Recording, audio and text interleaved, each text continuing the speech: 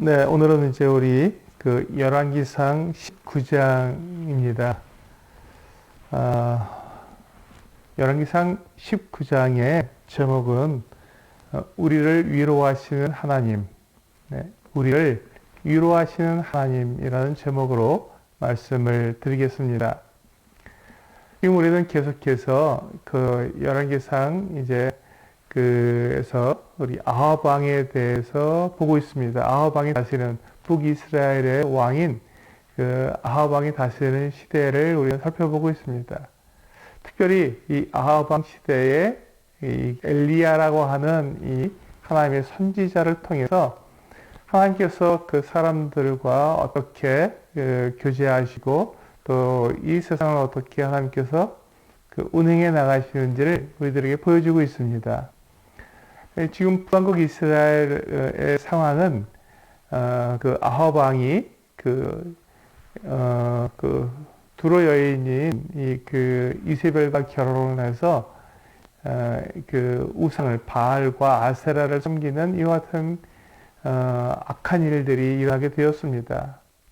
이 하나님의 나라인 이스라엘에 오히려 하나님의 선지자들이 죽임을 당하고 이세벨에 의해서 죽임을 당하고 바알의 선지자와 아세라 선지자들이 특세해서 그 이스라엘 백성들에게 이 바알을 섬기도록 아세라를 섬기도록 그렇게 계속해서 강요하고 그것을 그 나라의 전체에 이렇게 퍼뜨리며 또 제사장 그 바알과 아세라의 제사장과 선지자들을 세워서 그들로 이렇게 그 나라 안에서 그들의 신을 섬길 수 있도록 그렇게 하고 있습니다.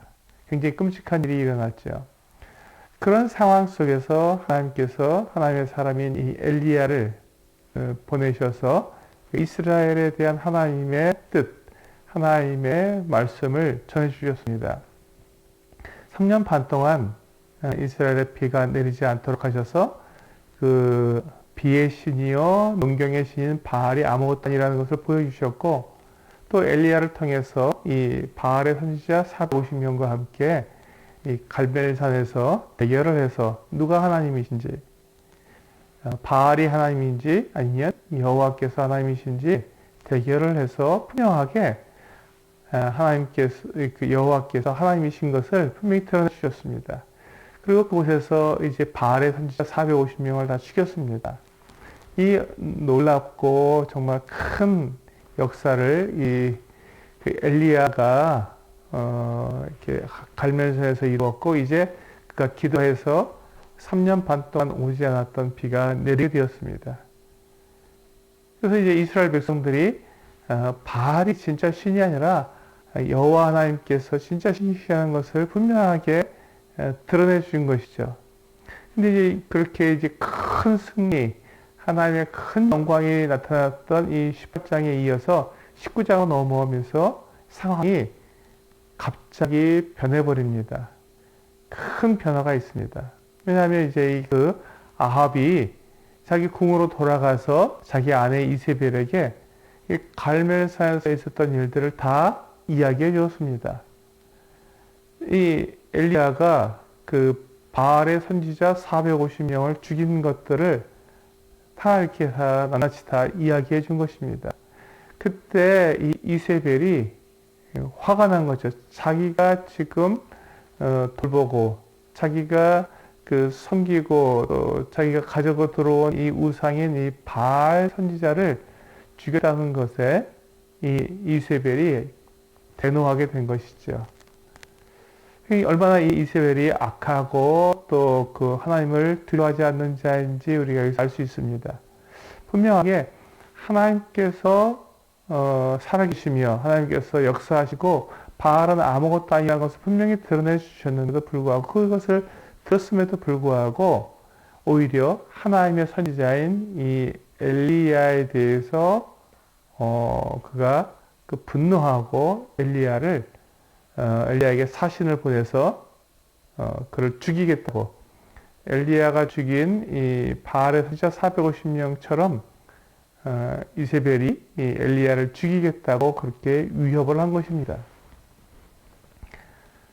지금 하나님께서 이렇게 살아계시고 하나님의 그 능력이 나타나서 분명하게 그 하나님의 그 이적들을 보이셨음에도 불구하고 이세벨은 하나님 믿기를 거절한 것이죠. 그러면 하나님을 믿지 않았습니다. 이제 이세벨이 이와 같이 하나님에 대해서 두려워하지 않고 오히려 하나님을 반대하고 자기의 이 그 고집을 내세워서 이 하나님의 선지자인 그 엘리야를 죽이겠다고 하자 이제 이 엘리야가 극도로 두려워하게 된 것입니다. 왜냐하면 지금 이세벨은 어떤 사람이었습니까? 하나님을 두려워하는 사람이 아니었습니다. 그리고 이세벨이 정말로 그 여호와의 선지자들을 그가 정말로 죽였습니다. 지금 이 그 엘리야는 지금 이세벨이 자기를 죽이겠다고 한 이 위협을 정말로 그가 받아들일 수밖에 없는 입장이었죠. 왜냐하면 이 그 이세벨이 정말로 여호와의 선지자를 죽였기 때문에 그렇습니다. 그래서 이 지금 엘리야는 그 이세벨이 같은 위협을 받았을 때, 아, 정말 내가, 죽을 수도 있겠구나 하는 생각을 가지고 두려움에 빠졌던 것입니다. 그리고 여기서 보시면 이제 이 엘리야가 정말 그가 이렇게 큰 승리를 거두고 또 이렇게 그 바알의 선지자들을 죽이는 이 엄청난 그 승리를 거두었음에도 불구하고 어떻게 한순간에 이 그 이세벨의 위협을 받을 때 그가 한순간에 그렇게 무너질 수 있는가 하는 생각을 하게 됩니다. 그런데 이게 사실은 이 사람의 모습입니다. 사람의 진실된 모습이 바로 엘리야의 모습이죠. 성경은 하나님을 증거하는 책이기 때문에 결코 사람을 영웅시하지 않습니다. 엘리야가 대단히 훌륭하고 정말 놀라운 하나님의 선지자였지만 그렇다고 해서 엘리야를 어떤 영웅적으로 만들진 않습니다. 엘리야의 있는 모습 그대로 그가 사람인 것을 사람의 그 연약함과 한계를 그대로 성경은 다 기록해 놓고 있습니다. 그렇게 해서 사람이 하나님처럼 영광을 받지 않도록 오직 하나님만 영광을 받을 수 있도록 그렇게 성경은 그 사람에게 집중하지 않고 하나님만 증거하는 그와 같은 모습을 볼 수가 있습니다. 지금 엘리야가 지금 이와 같이 이세벨의 위협을 받았을 때 그가 이렇게 낙심하고 낭망하게 된 것은 두려워하게 된 것은 어찌 보면 그가 그의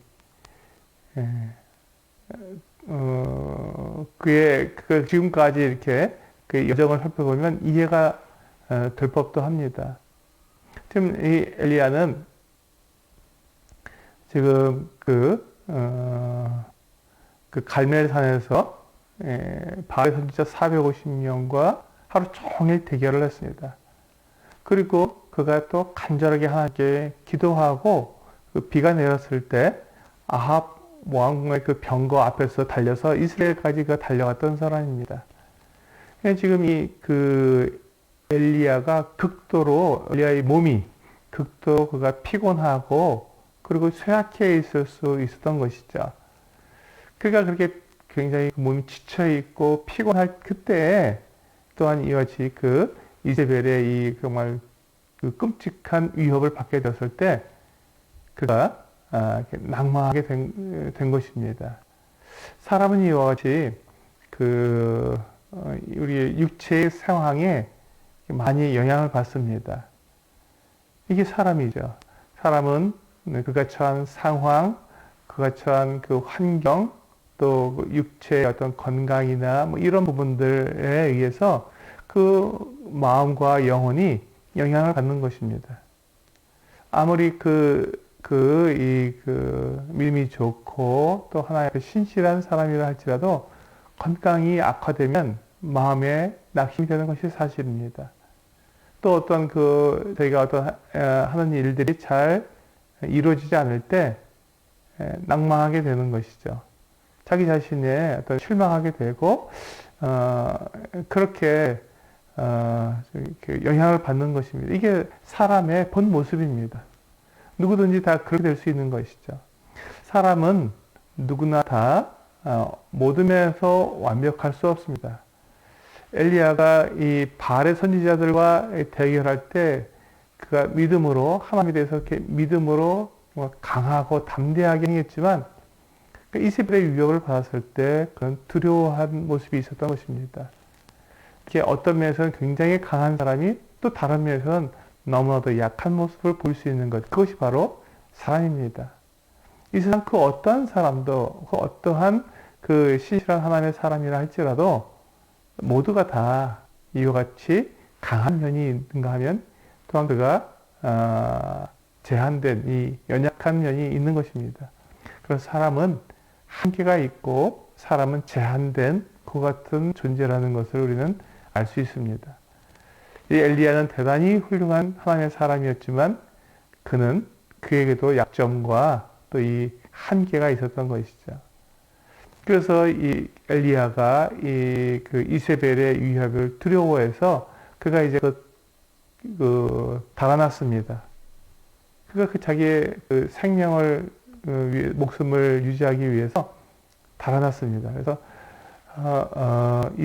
이스라엘에서 북왕국 이스라엘에서 내려와서 저 멀리 그 유다 나라의 맨 그 밑에 있는 남단의 성인 브엘세바까지 그가 내려갔습니다. 근데 브엘세바가 유다 나라의 맨 마지막 성이었지만 그러나 이세벨의 영향이 거기까지도 미칠 수 있었기 때문에 엘리야는 그곳에서 브엘세바에서 머물지 못하고 거기에 사환을 남겨두고 그가 혼자서 걸어서 광야로 하루 길을 더 들어갔습니다. 그건 두려웠던 겁니다. 이세벨의 위협이 두려웠기 때문에 그는 홀로 이제 그 광야에 아무도 없는 곳에 걸어서 들어가게 됐던 것이죠. 그리고 그가 그곳에서 이제 로뎀나무 한 그루를 발견하고 거기 로뎀나무 아래 앉아서 이제 하나님께 그가 하소연을 합니다. 그 모습이 우리 4절에 나오죠. 4절에 보시면 자기 자신은 광야로 들어가 하루길쯤 가서 한 로뎀나무 아래에 앉아서 자기가 죽기를 원하여 이르되 여호와여 넉넉하오니 지금 내 생명을 거두시옵소서. 나는 내 조상들보다 낫지 못하니이다 하고, 여기 보시면 이제 이렇게 그가 로뎀나무 아래에서 하나님께 하소연을 합니다. 자기는 이제 충분히 다 일을 했기 때문에 이제 자기는 자기를 죽여달라는 것이죠. 죽게 해달라는 것입니다. 그가 왜 이런 말을 했냐? 그건 너무 낙심했기 때문에 그렇습니다. 여기 보시면 이제 그 마지막 부분에 나는 내 조상들보다 낫지 못하니이다 이렇게 말을 했습니다.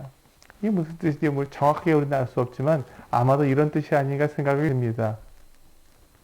그가 자기 조상들이 하나님을 배반하고 우상을 섬기고 그렇게 하나님을 떠나서 이렇게 죄를 범하고 그렇게 살았는데 그에 대해서 지금 엘리야가 강하게 그것을 자기는 이길 수 있다고, 그리고 이제 이스라엘 백성들을 하나님께 돌아오게 할 수 있다고 생각을 했던 것 같습니다. 그러나 자기가 막상 그렇게 이스라엘 백성들 앞에서 정말 하나님을 증거하고 또 바알 선지자들과 겨루어서 이겼고 그렇게 해서 하나님께 영광을 돌렸는데 그럼에도 불구하고 이스라엘 백성들이 하나님께로 돌아오지 못했던 것입니다. 이세벨이 여전히 그가 기세가 등등했고 이세벨이 이끄는 그 우상 숭배자들이 등등해 있었던 거예요. 여전히 활개치고 있었던 것입니다. 굉장히 큰 승리가 갈멜산에서 있었지만 그러나 그런 갈멜산에서의 승리였을 뿐 이스라엘 전체에서는 영향력이 미미했던 것입니다. 지금 엘리야가 그것을 보면서 낙심해 버린 것이죠. 내가 하나님 앞에 이와 같이 일을 한다고 하는 것이 무슨 소용이 있습니까? 내가 하나님 앞에 정말 이 큰 믿음과 인내로 하나님 앞에 하나님의 말씀을 순종하면서 하나님의 영광을 드러냈음에도 불구하고 이스라엘 백성들은 전혀 변화가 없습니다. 그러니 제가 무슨 소용이 있겠습니까? 이제 저를 죽여주십시오라고 그가 하나님께 하소연한 것입니다. 참, 이 엘리야의 모습을 보면서 정말 사람, 우리가 정말 겪고 있는 우리들이 얼마든지 이 세상에서 우리가 주님을 섬겨가면서 겪을 수 있는 그 같은 그 낙심과 또 낙담과 실망, 또 이렇게 우울함, 우울증, 뭐 이런 것들을 다 보게 됩니다. 엘리야도 그러한 나와 똑같이 그 같은 것들을 겪는구나. 우리도 동일하게 그 같은 상황이 주어지게 되면 우리도 엘리야처럼 그렇게 낙심하고 또 절망할 수도 있겠구나. 모든 걸 다 포기하고 싶어지는 그와 때가 있을 수 있겠구나 하는 생각을 가지게 됩니다. 이때 하나님은 어떻게 하셔야 할까요? 이 하나님의 사람이 정말 큰 승리를 거두고 그 다음에 바로 이렇게 낙심해 있는 이 하나님의 사람을 보시면서 하나님은 어떻게 하셔야 했을까요? 5절에 나오죠. 로뎀 나무 아래에 누워 자더니 천사가 그를 어루만지며 그에게 이르되 일어나서 먹으라 하는지라. 본즉 머리맡에 숯불에 구운 떡과 한 병 물이 있더라. 이 먹고 마시고 다시 누웠더니 하나님께서 천사를 보내셔서 이 엘리야를 위로해 주셨습니다. 하나님의 위로가 엘리야에게 임했던 것입니다. 우리는 이 엘리야와 같은 그 상황에 놓이게 되면, 즉 저희가 하나님에 대한 온전한 믿음을 가지지 못하고 이와 같이 낙심하고 절망하고 뭐 포기하는 이 같은 모습을 보일 때 하나님께서 마치 우리를 질책하시고 또 우리 대해서 이렇게 하나님께서 미워하실 거라는 생각을 우리가 가지기 쉽습니다. 그런데 하나님께서는 우리 사람을 너무 잘 아시기 때문에, 정확하게 아시기 때문에 하나님께서 이 엘리야에게 필요한 것이 무엇인지 아셨습니다. 지금 엘리야에게 필요한 것은 그를 나무라거나 질책하는 것이 아니라 엘리야에게는 위로가 필요했던 것이죠. 엘리야의 그 육체의 그 피곤함, 그의 그 육체의 한계, 또 그의 그 상황에 대해서 그가 아무것도 할 수 없는 그 이 한계, 이 모든 것들을 아시기 때문에 엘리야에게 지금 필요한 것이 위로라는 것을 아셨습니다. 그래서 천사를 보내서요,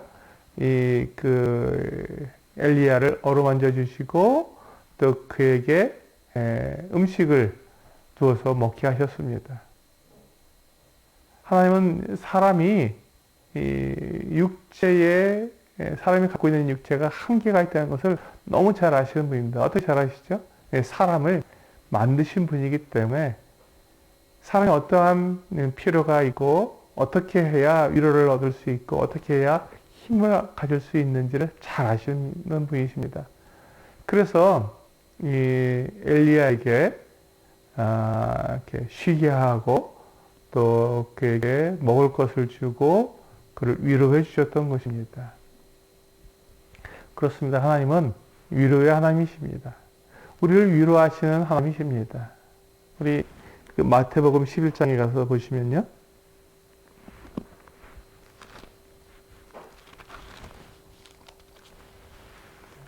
마태복음 11장 28절부터 30절 말씀을 보면 우리 주님께서는 바로 이게 위로자이신 것을 우리에게 말씀해 주고 있습니다. 마태복음 11장 28절로 30절입니다. 수고하고 무거운 짐진 자들아 다 내게로 오라. 내가 너희를 쉬게 하리라. 나는 마음이 온유하고 겸손하니 나의 멍에를 메고 내게 배우라. 그리하면 너희 마음이 쉼을 얻으리니 이는 내 멍에는 쉽고 내 짐은 가벼움이라 하시니라. 여기 보시면 수고하고 무거운 짐진 자들아 다 내게로 오라 라고 말씀하고 있습니다. 그러면서 내가 너를 쉬게 하리라. 안식을 주시고 위로를 주시고 우리들에게 필요한 쉼을 허락해 주신다고 말씀하신 것입니다. 우리 하나님은 우리를 너무 잘 하십니다. 우리에게 쉼이 필요하고 안식이 필요하고 위로가 필요한 것을 너무 잘 하십니다. 그래서 우리에게 딱 맞는 위로를 주시기 위해서 우리에게 주님께로 나아오라고 말씀하십니다. 주님께로 나아오라는 것은 지금 그가 무엇을 해야 한다는 것이 아니라 이제 그가 자기가 했던 모든 노력을 다 그만 멈추고 스톱하고 주님 앞에 자기의 모든 상황을 다 아뢰고 주님께 도와달라고 주님께서 그 능력으로 위로해 주시고 그 일들을 주님께서 해결해 달라고 주님께 맡기는 것입니다. 이것이 주님께로 나아가는 것입니다. 더 이상 우리가 무엇을 하려고 막 애를 쓰는 것이 아니라 이제 그만 여기서 멈추고 하나님을 바라보고 나를 보고 내가 지금 어떠한 상황에 있는지 내가 지금 어떤 형편에 있는지 내가 지금 얼마나 어려운지 이런 것들을 계속 보면서 계속해서 낙심과 절망과 또 나의 그 연약함을 통해서 이렇게 우울해지고 이렇게 자꾸 내가 가라앉는 것이 아니라 거기서 스톱하고 자꾸 나를 돌아보고 나 능력 없어 나는 아무것도 못해라고 자기를 자책하는 이 같은 일들을 멈추고 하나님을 바라보라는 것이죠. 내가 무엇을 할 수 있는 것, 내가 그 상황에 내가 벗어나도록 내가 무엇을 하는 것이 아니라 내가 할 수 없다는 것을 그대로 인정하고 이제 하나님을 바라보고 하나님께 말씀을 드리는 것이죠. 다 나의 모든 사정을 다 아뢰는 것입니다. 그리고 나의 모든 사정에 대해서 하나님께서 역사해 주시도록 하나님께서 그 모든 상황을 아시는 대로 하나님의 지혜와 능력대로 행해 주시도록 그렇게 하나님께 맡겨놓는 것이죠. 그때 하나님께서는 우리 사람을 정확하게 아시기 때문에 정확한 방법으로 정확하게 우리를 위로해 주시고 그 모든 문제들을 하나님의 능력으로 해결해 주십니다. 이것을 경험할 때 우리는 힘을 얻게 되는 것이죠. 이것을 알게 될 때 우리는 위로를 받게 됩니다. 하나님께서는 계속 지금 엘리야에 대해서 위로를 하십니다. 이렇게 그를 쉬게 하시고 또 어루만져 주시고 그리고 그에게 음식을 줘서 먹게 하시고 그 다음에 그가 이제 호렙산으로 오도록 그를 인도해 주십니다. 그는 지금 이 엘리야는 지금 그가 왜 이 호렙산으로까지 가야 되는지 잘 알지 못하지만 그러나 지금 여기 보시면 그가 이제 기운을 내서 이 천사의 그 위로를 받고 이제 그가 힘을 얻어서 이제 그는 40일 동안 걸어서 이 호렙산 하나님의 산인 호렙산에 도착했습니다. 우리 다시 본문으로 돌아가 보시면요.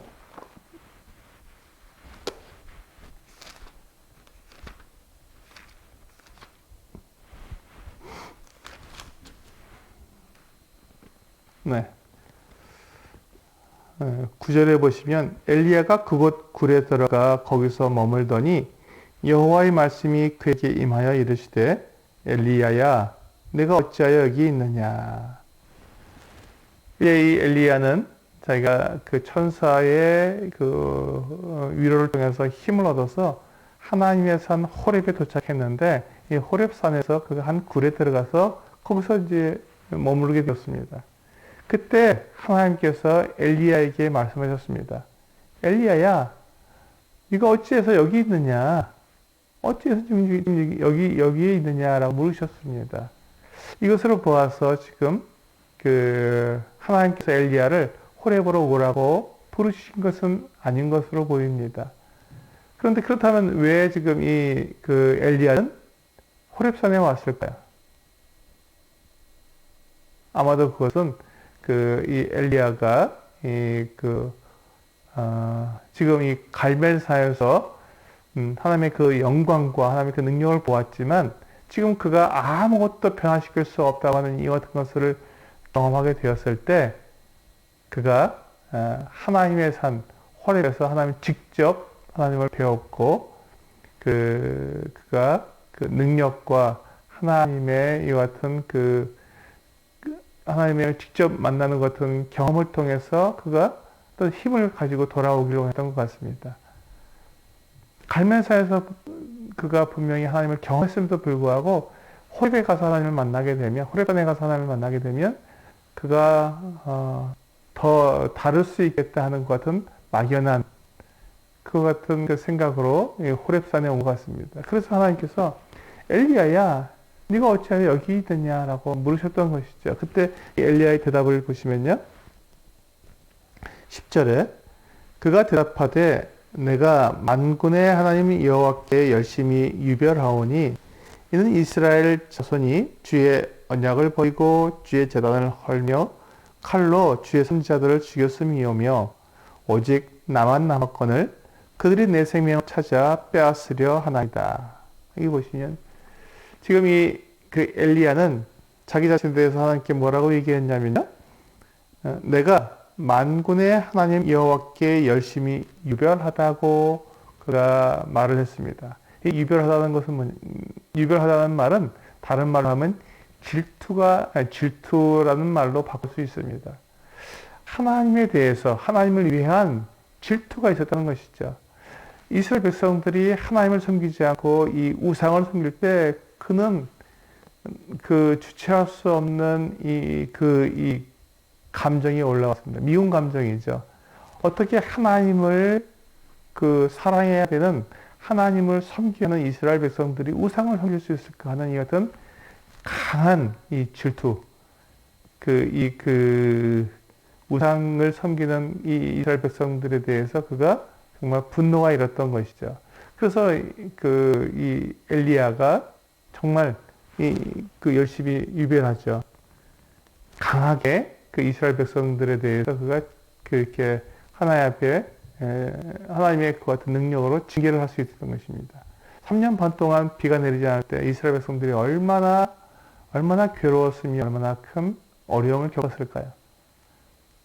그는 그렇게까지 해서라도 그들을 하나님께로 다시 돌리고 싶었던 것이죠. 그 질투심, 이 유별함, 이것을 가지고 이스라엘 백성들을 하나님께로 돌아가게 만들고 싶었던 것입니다. 그리고 또한 갈멜산에서 그같이 바알의 선지자 450명과 대결해서 하나님의 하나님 되심을 나타냈을 때 그것을 통해서 이스라엘 백성들을 하나님께로 다시 돌아오게 만들고 싶었던 것입니다. 봐라, 하나님께 이렇게 살아계신다. 하나님이 진짜다 라고 그가 이야기하면서 이스라엘 백성들이 하나님께로 돌아오도록 그렇게 만들고 싶었던 것이죠. 그것이 이 엘리야의 유별난 이 열심이었습니다. 질투를 동반한 이 같은 하나님에 대한 사랑이었죠. 그런데도 불구하고 그가 그렇게 했어도 불구하고 그는 아무도 하나님께 돌이키게 만들지 못했습니다. 오직 자기 혼자 나만 홀로 남았다고 엘리야가 말한 것을 볼 수 있습니다. 그런데 그 자기의 생명까지도 이세벨이 빼앗으려고 한다고 하는 어떤 두려움을 하나님께 고백하고 있습니다. 자기의 이 무능함, 자기의 연약함을 하나님께 아뢰면서 자기가 그것을 이길 수 있는 그리고 자기를 이렇게 두렵게 한 이 같은 것들을 능히 이길 수 있는 어떤 큰 능력을 아마 그가 원했던 것 같습니다. 그래서 하나님께서 이 11절에 이와 같이 말씀하셨습니다. 여호와께서 이르시되 너는 나가서 여호와 앞에서 산에 서라 하시더니 이제 이 엘리야를 이렇게 하나님 앞에 서게 만들었습니다. 그리고는 하나님께서 지나가십니다. 여호와께서 지나가시는데 여호와 앞에 크고 강한 바람이 산을 가르고 바위를 부수나 바람 가운데 여호와께서 계시지 아니하며 바람 후에 지진이 있으나 지진 가운데에도 여호와께서 계시지 아니하며 또 지진 후에 불이 있으나 불 가운데에도 여호와께서 계시지 아니하더니 불 후에 세미한 소리가 있는지라 엘리야가 듣고 겉옷으로 얼굴을 가리고 나가 굴 어귀에 섬에 소리가 그에게 임하여 이르되 엘리야야 내가 어찌하여 여기 있느냐. 하나님께서 이 하나님을 경험할 수 있도록 엘리야 앞을 지나가셨습니다. 그런데 하나님께서 엘리야 앞을 지나가실 때 큰 바람이 일어서 바위도 부서질 정도가 되었습니다. 근데 그 바람 가운데 하나님께서 계시지 않았습니다. 그다음에 지진이 일어났습니다. 그런데도 그 지진 가운데도 하나님께서 계시지 않았습니다. 그 후에 큰 불이 일어났는데도 그 불 가운데도 하나님께서 계시지 않았던 것입니다. 하나님은 어떤 큰 능력, 어떤 그 이적, 이런 것을 통해서 하나님의 영광을 받으시는 것이 아니라 하나님은 우리의 그 믿음을 통해서 하나님이 살아계심을 그 끝까지 견디고 하나님의 그 살아계심을 믿는 자들에 의해서 하나님의 영광이 나타나는데 엘리야는 그것을 좀 오해했던 것 같습니다. 그래서 그가 하나님의 큰 능력을 그가 가지기를 원했던 것 같습니다. 그런데 하나님께서는 그와 같이 그 바람 가운데에도 또 이 지진 가운데에도 또 불 가운데도 하나님께 계시지 않았다는 것입니다. 그것을 통해서 엘리야는 깨달아야 했습니다. 그가 능력이 부족해서가 아니라 믿음으로 이스라엘 백성들이 하나님께 나와야 되는 거였구나. 나는 그저 다만 하나님을 증거하는 것으로 나는 거기에서 내 임무를 나는 만족해야겠구나 하는 것을 그가 생각했어야 되는데 엘리야는 여기에서 그 교훈을 받지 못했던 것 같습니다. 그래서 하나님께서 엘리야야 내가 어째 여기 있느냐라고 다시 물으셨을 때 그가 14절에서 앞에서 대답한 것과 똑같은 대답을 했습니다. 그가 대답하되 내가 만군의 하나님 여호와께 열심히 유별하오니 이는 이스라엘 자손이 주의 언약을 버리고 주의 제단을 헐며 칼로 주의 선지자들을 죽였음이오며 오직 나만 남았거늘 그들이 내 생명을 찾아 빼앗으려 하나이다. 엘리야는 지금 하나님께서 그에게 주신 이 교훈을 통해서 배우지를 못했습니다. 여전히 그는 하나님 앞에 이 큰 능력, 큰 이적 이와 같은 것들을 그가 바라고 있었던 것 같습니다. 이게 그 엘리야의 한계였죠. 그러자 이제 하나님께서는 이 엘리야의 이 모든 것들을 다 아시고 그에게 하나님께서 새로운 일들 맡기십니다. 하나님이 어떠하신 분인지 그에게 정확하게 나타내 주시는 것입니다. 엘리야야, 지금 당장 하늘에서 불이 떨어지고 바다가 갈라지고 막 이렇게 해서 이스라엘 백성들이 하나님께 돌아오는 것이 아니다. 내가 그와 같은 능력 나타내서 이스라엘 백성들을 돌아오게 하는 것이 아니다. 하나님께서는 하나님의 그 능력을 나타내 주시는데 그것은 그 엘리야가 기대하는 그런 것들이 아니라 하나님의 방법대로 나타내시고 또 위로하신다고 말씀해 주신 것입니다. 그래서 이 엘리야에게 새로운 임무를 맡기시는데요. 그가 이제 다메섹에 돌아가서 그 하사엘을 아람의 왕으로 기름붓게 하시고 그리고 또 이제 그 이스라엘의 왕으로 예후를 그 기름 부어서 왕으로 삼게 하시고 그리고 그가 이제 그 이사갈 지파에 가서 그 사밧의 아들 엘리사를 그 엘리야 자신을 대신할 선지자로 삼으라고 하나님께서 말씀하셨습니다. 지금 엘리야는 모든 것을 다 그 이세벨 때문에 이스라엘 백성들의 변화가 없는 것 때문에 그가 모든 것을 다 실패했다고 생각하고 이제 다 끝이라고 생각하고 그가 죽으면 모든 것이 다 끝날 거라고 생각했지만 하나님께서는 그렇지 않다고 말씀해 주신 것입니다. 하나님께서는 하나님의 계획이 있으시고 하나님의 능력이 있으시고 하나님의 뜻대로 이스라엘 백성들을 다루신다는 것을 이 엘리야에게 가르쳐 주신 것입니다. 그러시면서 이제 이스라엘의 그 북쪽에 있는 이 아람 나라의 왕으로 하사엘을 세우라는 것입니다. 이 하사엘이 왕이 되면 어떤 일이 있을까요? 그 하사엘이 지금 그 북왕국 이스라엘을 괴롭힐 것입니다. 하나님의 그 징계에 채찍이 되어서 이스라엘을 공격하고 이스라엘을 괴롭힐 것입니다. 그들이 하나님을 버리고 우상을 숭배한 그 같은 것에 대해서 하나님께서 정확하게 그들을 심판하실 것이라는 것이죠. 그 다음에 여기 보시면 이 예후를 왕으로 삼으라고 했는데, 이 예후는 나중에 이 아합 왕의 아들 그 요람을 죽이고 그가 왕이 됩니다. 그래서 이 오므리 왕조, 오므리와 아합과 그의 아들들이 계속해서 왕이 되었는데, 그 예후가 그 아합 왕의 아들 요람을 죽이고 그가 왕이 됨으로써 오므리 왕조를 다 끝내버립니다. 뿐만 아니라 그 예후가 아합 왕의 아내인 이세벨이 지금 그 엘리야를 얼마나 위협하고 공격했습니까? 예후가 이제 성으로 돌아가서 이세벨을 죽이는 이 같은 모습을 보게 됩니다. 하나님께서는 정확하게 하나님의 방법대로 하나님을 배반하고 우상을 섬기는 자들에 대해서 심판하시는 것입니다. 그리고 지금 그 엘리야는 자기가 죽으면 끝이라고 생각했지만, 하나님께서는 너를 대신할 엘리사에게 넘겨가서 엘리사를 너를 대신할 이 선지자로 삼으라고 말씀해 주셨습니다. 엘리야는 그가 죽으면 끝난다고 생각했지만, 하나님께서는 엘리사를 준비하고 계셨던 것이죠. 엘리야를 이을 엘리사가 있었던 것입니다. 그리고 이제 하나님께서 말씀하시기를 이렇게 말씀하셨습니다.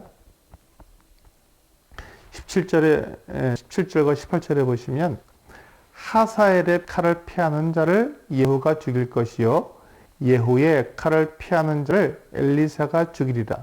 그러나 내가 이스라엘 가운데 7,000명을 남기리니 다 바알에게 무릎을 꿇지 아니하고 다 바알에게 입맞추지 아니한 자니라. 하나님께서는 지금 이 엘리야를 대신할 엘리사 선지자를 세우실 뿐만 아니라 이 바알에게 무릎 꿇지 아니한 7,000명을 남겨두시겠다고 말씀하신 것입니다. 얼마나 놀라운 일입니까? 엘리야는 자기가 죽으면 끝이라고 생각했지만, 하나님께서는 엘리야를 정확히 대신할 엘리사 선지자를 두었을 뿐만 아니라 바알에게 무릎 꿇지 않은 사람 7,000명을 남겨두실 것이라고 말씀하신 것입니다. 이스라엘의 많은 사람들이 죽고 또 그렇게 하나님께 징계를 받겠지만, 바알에게 무릎 꿇지 아니한 사람 7,000명을 남겨두어서 하나님의 역사를 이루어 가시겠다고 말씀하신 것입니다. 이게 하나님께서 주시는 위로입니다. 지금 이 말을 들었을 때 엘리야는 어마어마한 위로를 받았을 것입니다. 그가 그 바람 가운데 또 이 지진 가운데 또 이 불 가운데 계시지 않는 그 하나님을 통해서 그가 받지 못한 교훈, 그가 다 이해하지 못했었지만, 이제 하나님께서 이와 같이 하사엘을 아람 왕으로 세우고 예후를 이스라엘 왕으로 세우고 또 엘리야 대신 엘리사를 세우라고 하셨을 때 엘리야는 알았을 것입니다. 아, 그렇구나. 그리고 하나님께서 7,000명 이 바알에게 무릎 꿇지 아니한 사람 7,000명을 남겨두시겠다고 하시는 이 말씀을 통해서 그는 하나님의 능력으로 이와 같은 것들을 이루시겠구나. 하나님이 적절한 때 적절한 방법으로 이스라엘을 징계하시고 그렇게 해서 하나님께서 나를 위로해 주시는구나 하는 것을 그가 깨닫게 된 것입니다. 그렇습니다. 하나님께서는 이와 같이 정확하게 우리를 아시고 우리를 위로하시는 분이십니다. 우리 그 요한계시록 그 2장을 보시면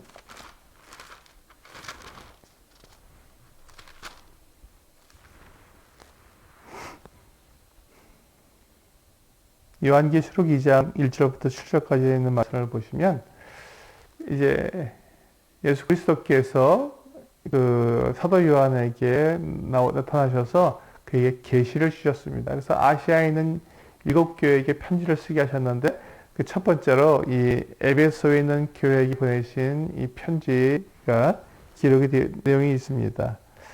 1절부터 7절까지 읽어보면요. 에베소 교회의 사자에게 편지하라.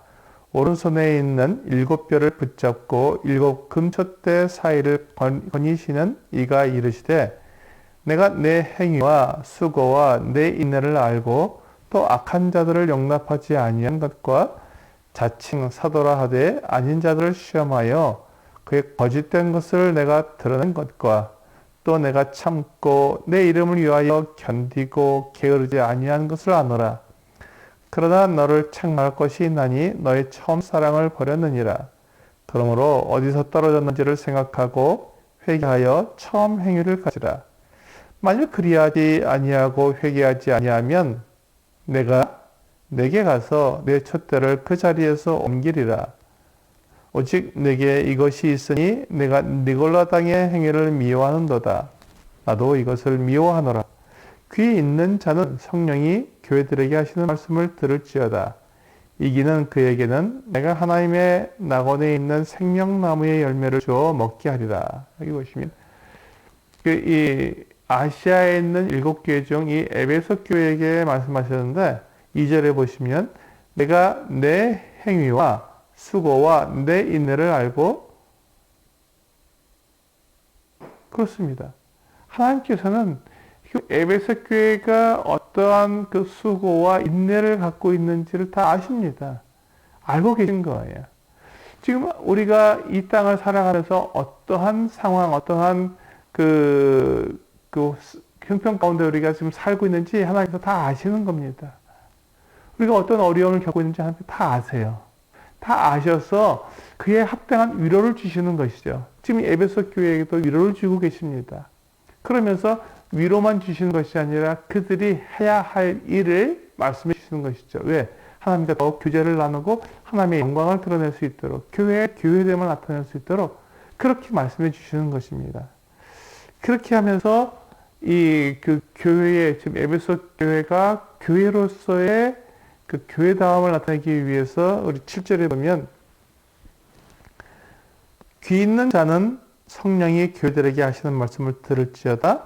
이기는 그에게는 이기라고 말씀하셨습니다. 이기는 그에게는 내가 하나님 낙원에 있는 생명나무의 열매를 주어 먹게 하리라. 지금 요한계시록에서 사도 요한이 이 계시의 편지를 7교회에게 보냈는데 7교회 모두에게 마지막에 동일하게 그 교회를 지칭하는 그 어떤 이 용어가 바로 이기는 자입니다. 이기는 자에게는 하고 모든 교회에게 다 말씀하셨습니다. 교회의 표지는, 교회의 모습은 이기는 자입니다. 우리는 이 상황, 우리에게 주어지는 상황과 형편과 또 우리의 연약함과 우리의 그 무능함, 이 모든 것들에게 우리는 제압할 수가 없습니다. 그것을 지면 안 되는 것입니다. 하나님께서는 우리의 연약함을 아시고 우리가 사람이라는 것, 우리에게 한계가 있다는 걸 다 아십니다. 그럼에도 불구하고 하나님께서 이 교회에게 부탁하시는 것은 이기라는 것이죠. 끝까지 견뎌서 이기라는 것입니다. 지지 말라는 것입니다.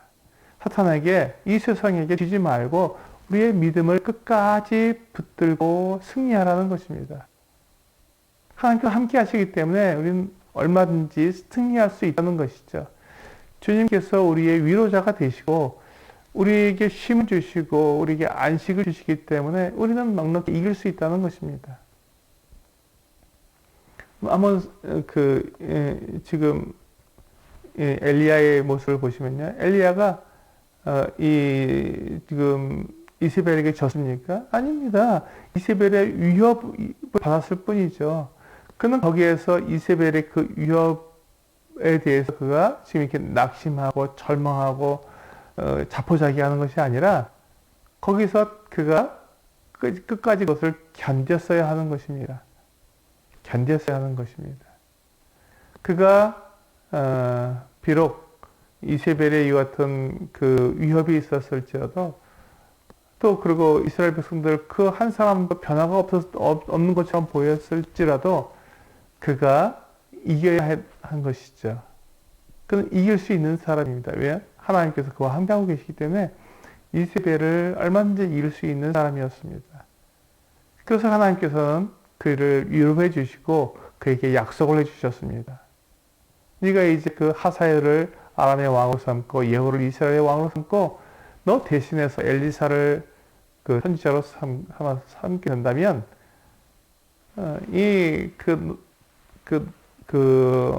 너를 위협하고 또 하나님을 배반한 이 이스라엘에 대해서 적절하게 하나님께서 심판하시고 징계하시겠다고 약속해 주신 것이죠. 그렇게 위로해 주신 것입니다. 그리고 7,000명이나 되는 이 바알에게 무릎 꿇지 않은 사람들을 남겨두시겠다고 분명하게 말씀해 주셨습니다. 그렇습니다. 엘리야는 이기는 사람입니다. 이겨야 하는 사람이고요. 그렇게 해서 이제 하나님께서 이 교회들에게 이기도록 그 모든 상황을 하나님께서 아시고 다 보고 계시고 다 듣고 계시기 때문에 거기서 적절하게 위로해 주실 테니 이기라고 말씀하고 계시는 것입니다. 우리 히브리서 10장에 보시면요.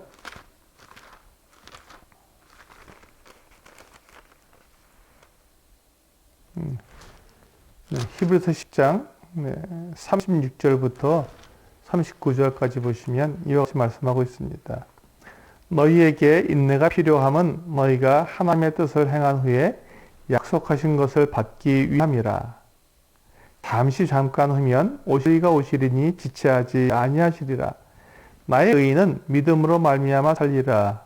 또한 뒤로 물러가면 내 마음이 그를 기뻐하지 아니하리라 하셨느니라. 우리는 뒤로 물러가 멸망할 자가 아니요 오직 영혼을 구원함에 이르는 믿음을 가진 자니라. 여기 보시면 우리에게 인내가 필요하다고 말씀하셨습니다. 그래서 우리는 끝까지 견디는 사람들입니다. 어떠한 고통, 어떠한 어려움, 어떠한 위협, 어떠한 상황에 우리가 처했을지라도 우리는 끝까지 견디는 사람입니다. 왜냐하면 우리에게 믿음이 있기 때문에 그렇습니다. 하나님께서 우리에게 준 약속을 믿는 믿음이 있기 때문에 그렇습니다.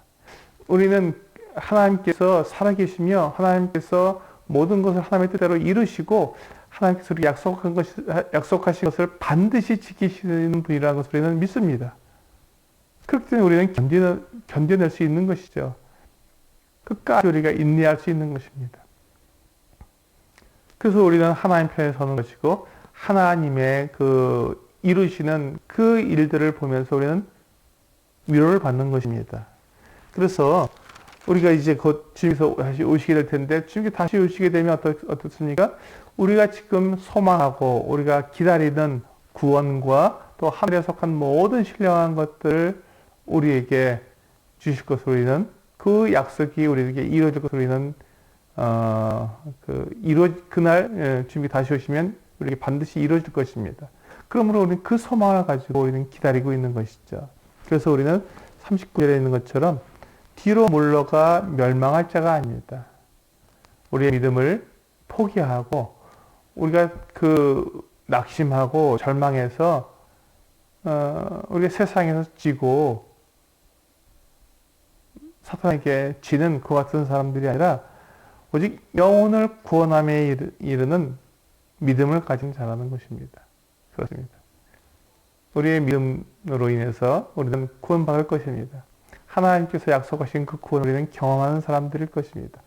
그리고 주님께서 오시면 우리를 박해하고 우리를 어렵게 하고 괴롭히던 모든 그 같은 마귀와 세상에 있는 것들이 다 심판을 받게 될 것입니다.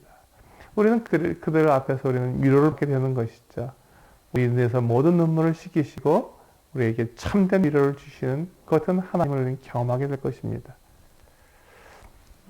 하나님은 우리를 위로해 주시는 분이십니다.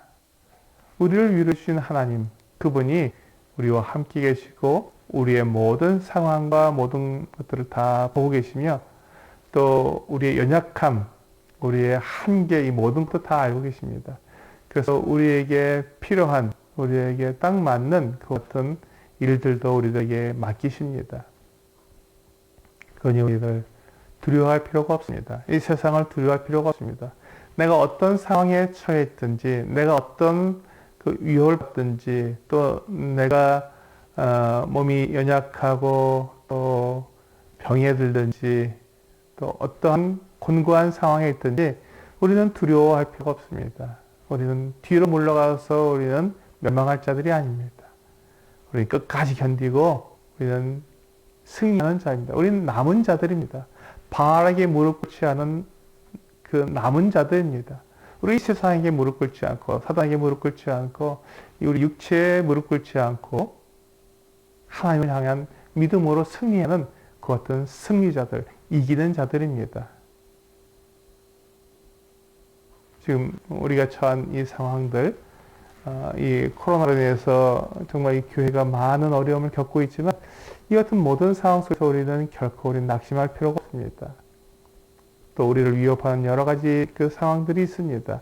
그것이 그 성도님들에게 각각 어떠한 모습으로 지금 이렇게 다가올지 모르지만 모든 성도들은 다 고난을 받고 다 어려움을 겪게 됩니다. 또 모든 사람들은 다 한계가 있고 연약함이 있는 것이니까요.